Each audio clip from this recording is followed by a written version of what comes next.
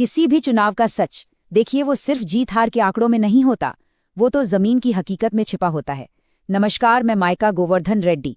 आज हम डेटा और जमीनी हकीकत के जरिए उत्तर प्रदेश के छर्रा विधानसभा क्षेत्र की राजनीतिक धड़कन को समझने की कोशिश करेंगे। हमारा मकसद यहाँ किसी का पक्ष लेना नहीं है, बल्कि सिस्टम को समझना है, ताकि शासन को, गवर्नेंस को बेहतर बनाया जा सके।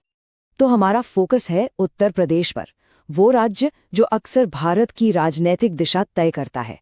और इसके अंदर भी हम और गहराई में जा रहे हैं, अलीगढ़ जिले के छर्रा विधानसभा क्षेत्र में। ये वो जमीन है जहां राजनीति सिर्फ अखबारों की बहसों में नहीं, बल्कि लोगों की रोजमर्रा की जिंदगी में, उनकी उम्मीदों और उनकी मुश्किलों में बसती है। छर्रा की अपनी एक कहानी है। ये एक नया निर्वाचन क्षेत्र है जो 2008 के परिसीमन के बाद ही बना है। तो ये एक जनरल सीट, लेकिन क्योंकि ये हाथरस लोकसभा सीट का हिस्सा है, यहाँ की राजनीति में अनुसूचित जाति की आवाज की अपनी एक खास अहमियत है। यहाँ की अर्थव्यवस्था पूरी तरह से जमीन से जुड़ी है। खेती और छोटे मोटे व्यापार, यही यहाँ के लोगों की रोजी रोटी और उनके भविष्य का आधार हैं। पिछले 10 सालों में यहाँ बहुत कुछ बदला है। मतदाताओं की संख्या को ही देख लीजिए, जो 3 लाख से बढ़कर अब लगभग 3.25 लाख हो गई है। पर जो बात सबसे ज्यादा ध्यान खींचती है, वो ये है कि वोटिंग परसेंटेज यानी मतदान का प्रतिशत लगभग 63% पर ही टिका रहा है। ये स्थिरता क्या बताती है? ये बताती है कि छर्रा के लोग अपने वोट की ताकत को जानते हैं और हर चुनाव में अपनी आवाज जरूर उठाते हैं। तो इस पूरी तस्वीर को साफ साफ समझने के लिए हम अपनी बातचीत को 4 हिस्सों में देखेंगे। सबसे पहले लोगों की असल शिकायतें क्या हैं, फिर 2022 के चुनाव नतीजों का क्या मतलब है, इसके बाद हम पुराने चुनावों के पैटर्न को समझेंगे और आखिर में इन सब जानकारियों के आधार पर गवर्नेंस के लिए एक रास्ता सुझाएंगे। तो चलिए अब आंकड़ों से आगे बढ़कर सीधे जमीन पर उतरते हैं। वो कौन सी बुनियादी परेशानियां हैं जिनसे छर्रा का आम इंसान हर रोज दो चार होता है? वो कौन सी बातें हैं जो उसके वोट देने के फैसले पर असर डालती हैं? गांवों में जो सबसे पहली और सबसे गहरी चिंता है, वो है पीने का पानी। यहाँ के एक बाशिंदे के ये शब्द सुनिए, ये किसी भी सरकारी रिपोर्ट से ज्यादा असरदार हैं।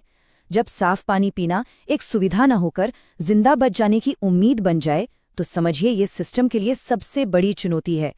यहाँ दूषित पानी सिर्फ बीमारी नहीं फैला रहा, ये लोगों के मन में एक रोज का डर बन गया है। और पानी की इस चिंता के साथ साथ रोजी रोटी का संकट भी खड़ा है। एक तरफ किसान हैं जिनकी महीनों की मेहनत को आवारा पशु बर्बाद कर देते हैं, दूसरी तरफ टूटी फूटी सड़कें और कभी आती कभी जाती बिजली विकास के पहिए को रोके हुए है।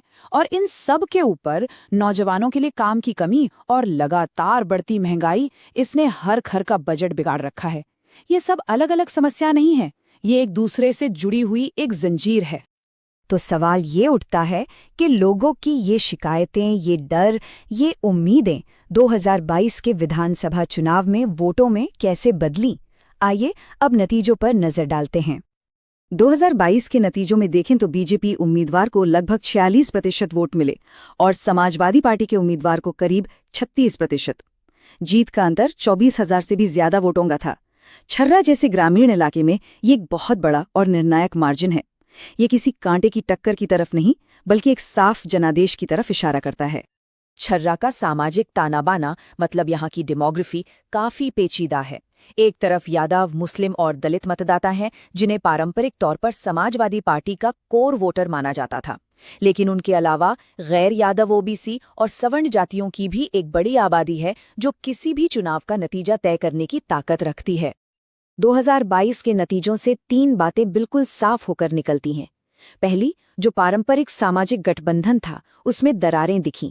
दूसरी, समाजवादी पार्टी ने एक दलित महिला को टिकट देकर एक बहुत सोचा समझा रणनीतिक कदम उठाया। और तीसरी और सबसे जरूरी बात, ये चुनाव पूरी तरह से रोजी रोटी और आजीविका के बुनियादी सवालों पर लड़ा गया। और जब हम मतदाताओं और राजनीति की बात करते हैं, तो एक बुनियादी उसूल को हमेशा याद रखना चाहिए। हर इंसान की गरिमा और सही जानकारी पाने का उसका अधिकार पब्लिक लाइफ की नींव है। किसी भी वोटर से बात करते वक्त उसकी सहमति लेना सिर्फ एक फॉर्मेलिटी नहीं है, ये उसके प्रति सम्मान दिखाने का तरीका है। यही तो लोकतंत्र की आत्मा है। तो 2022 के नतीजों के पीछे की वजहों को अगर और कुरेदें, तो साफ दिखता है कि विपक्ष का जो बेस वोट था वो बिखरा। साथ ही डिजिटल दुनिया में यानी व्हाट्सएप और फेसबुक पर जो नैरेटिव की लड़ाई चली उसने भी बहुत बड़ा रोल निभाया। और हाँ, सपा का एक दलित महिला को उम्मीदवार बनाना एक मजबूत संदेश तो था, भले ही वो नतीजों में न बदल पाया हो। अच्छा, अब जरा छर्रा के चुनावी अतीत में झांकते हैं, क्योंकि किसी भी जगह का भविष्य समझने के लिए उसके गुजरे हुए कल को जानना बहुत जरूरी है। पिछले 3 चुनावों का पैटर्न हमें यहाँ के वोटरों के बदलते मिजाज की एक बड़ी दिलचस्प कहानी बताता है। ये छर्रा की छोटी पर बहुत अहम चुनावी यात्रा है।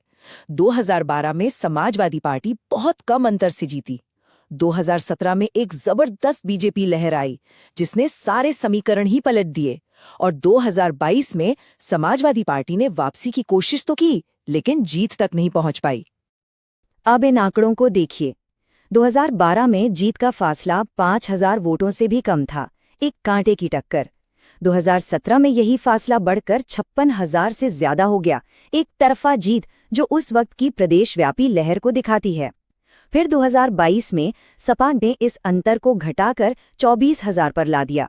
ये सुधार तो था, पर सत्ता बदलने के लिए काफी नहीं था। तो ये पूरा सफर हमें छर्रा के वोटर के बारे में क्या सिखाता है? ये डेटा एक ही कहानी कहता है, अस्थिरता की। ये दिखाता है कि यहाँ की जमीन किसी एक पार्टी की जागीर नहीं है और यहाँ का वोटर किसी से बंधा हुआ नहीं है। वो मुद्दों और हालात के हिसाब से अपना मन बदलता है और किसी भी पार्टी को हल्के में लेने की गलती नहीं करनी चाहिए। तो इन सब बातों को समझने के बाद सवाल है कि आगे का रास्ता क्या हो। यहाँ हम एक चतुर्मुख यानी 4 चेहरों वाला एक ढांचा पेश कर रहे हैं। ये एक ऐसा ब्लूप्रिंट है जो किसी भी नेता को, चाहे वो किसी भी पार्टी का हो, अपने क्षेत्र की असल जरूरतों से जुड़ने और लोगों का भरोसा जीतने में मदद कर सकता है। इस ब्लूप्रिंट के 4 मजबूत स्तंभ हैं। पहला, सामाजिक एकता, क्योंकि समाज को जोड़े बिना कोई विकास नहीं हो सकता। दूसरा, स्थानीय विकास, मतलब बड़े बड़े वादों की जगह लोगों की रोज की समस्याओं को हल करना। तीसरा, एक सामाजिक सुरक्षा कवच, ताकि कोई गरीब, कोई कमजोर पीछे न छूट जाए। और चौथा, जनता के साथ सीधा और पारदर्शी संवाद, क्योंकि भरोसा बातों से नहीं, काम से और सच्चाई से बनता है। ये ब्लूप्रिंट असल में सरकार और जनता के बीच की दूरी को कम करता है। इसका फोकस बड़ी बड़ी नीतियों पर नहीं, बल्कि पानी, नौकरी और खेती जैसी सीधी साधी लेकिन जरूरी समस्याओं पर ठोस एक्शन लेने पर है। गवर्नेंस का असली मतलब यही है, लोगों की तकलीफ को पहचानना, उसका हल निकालना और इस पूरी प्रक्रिया में उनका भरोसा जीतना। ये एक लगातार चलने वाला चक्र है। और हाँ, जब हम पारदर्शी संवाद की बात करते हैं तो एक और बहुत जरूरी बात जुड़ जाती है, डेटा की प्राइवेसी। भारत के डेटा संरक्षण कानून के तहत हर इंसान का डेटा और उसकी पहचान उसी की संपत्ति है। लोगों से जुड़ने के लिए उनकी साफ सहमति लेना और उनकी गरिमा की रक्षा करना, ये आज के दौर में सम्मानजनक राजनीति की पहली शर्त है। आखिर में छर्रा में किसी भी नेता के लिए आगे बढ़ने का रास्ता बड़े बड़े जलसों या नारों से होकर नहीं जाता। रास्ता सिर्फ एक है, और वो है जमीन पर मौजूद समस्याओं को सब्र और ईमानदारी के साथ हल करने के काम से होकर गुजरना। तो आखिरी सवाल यही है कि आखिर में टिकेगा क्या? जातियों और वोटों का चुनावी गणित, या फिर लोगों की जरूरतों, उनकी तकलीफों और उनकी उम्मीदों की मानवीय गणना? दिन के अंत में लोग उसी नेता के साथ खड़े होंगे जिस पर उन्हें ये यकीन होगा कि वो उनके पानी, उनकी फसल, उनकी सड़क और उनके बच्चों का भविष्य सुरक्षित करेगा।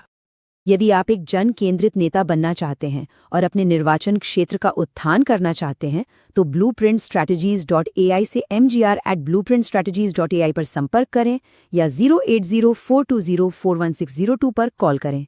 राजनीति से परे उद्देश्य।